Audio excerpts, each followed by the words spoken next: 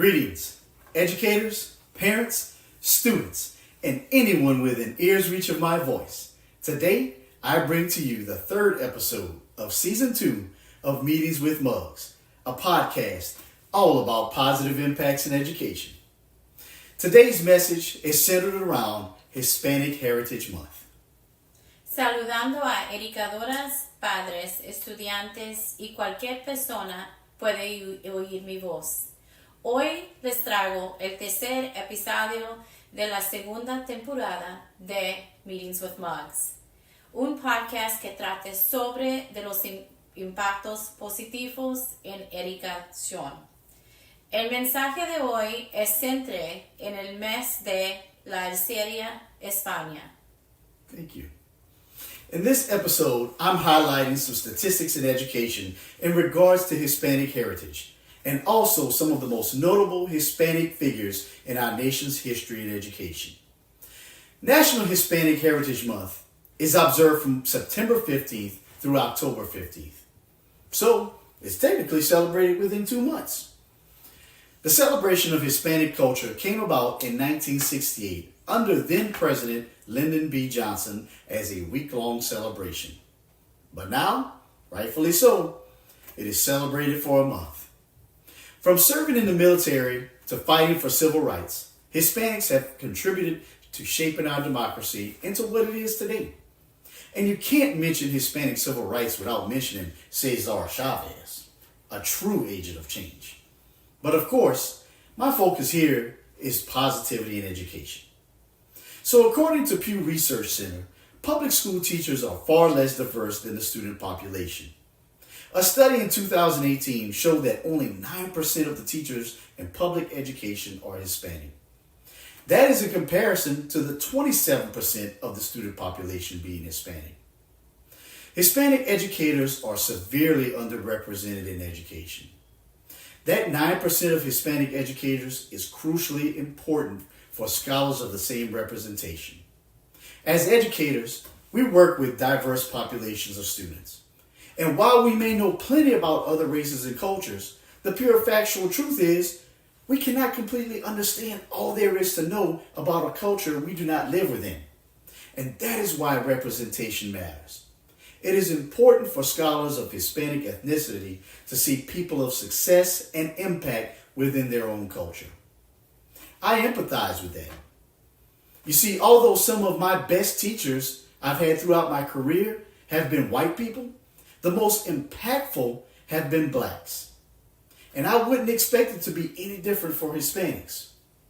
As a matter of fact, in season number 1, episode 4, I interviewed Mrs. Debbie Tatuaka, who expressed this very same sentiment of representation.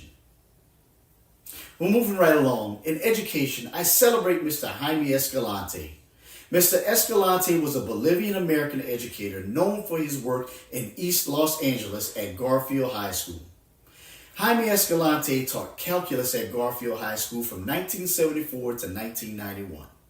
He changed the status quo for his students, making them believe that they could learn math.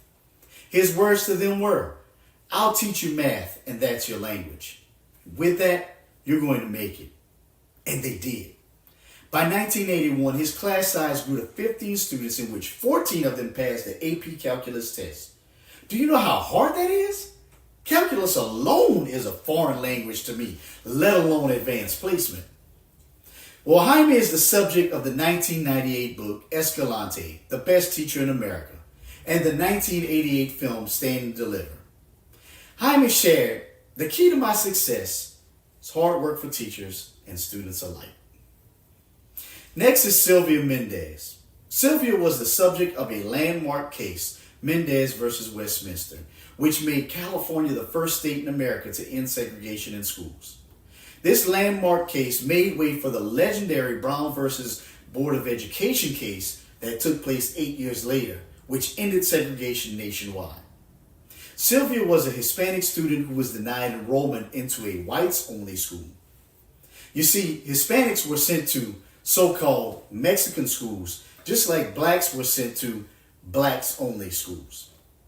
Sylvia's denial of enrollment prompted her parents to take legal action, which eventually ended segregation in education. In 2004, Sylvia was invited to the White House by President George W. Bush to celebrate her story during National Hispanic Heritage Month. And on February 15, 2011, Sylvia was awarded the Presidential Medal of Freedom by President Obama. Sylvia Mendez now travels the nation giving lectures on the contributions of her parents. Now, I have merely scratched the surface of the stories of these two pioneers in Hispanic education. There is so much more to discover about them, as well as other major contributors to Hispanic heritage and education.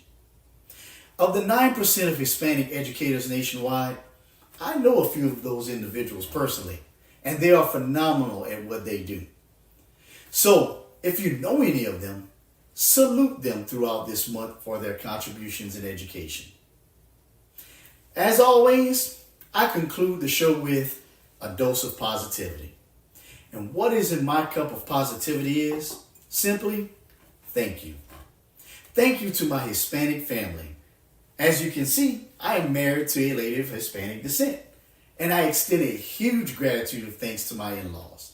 They have been hugely instrumental in the last month of my life. I have gone through some burdensome transitioning that was eased with their help.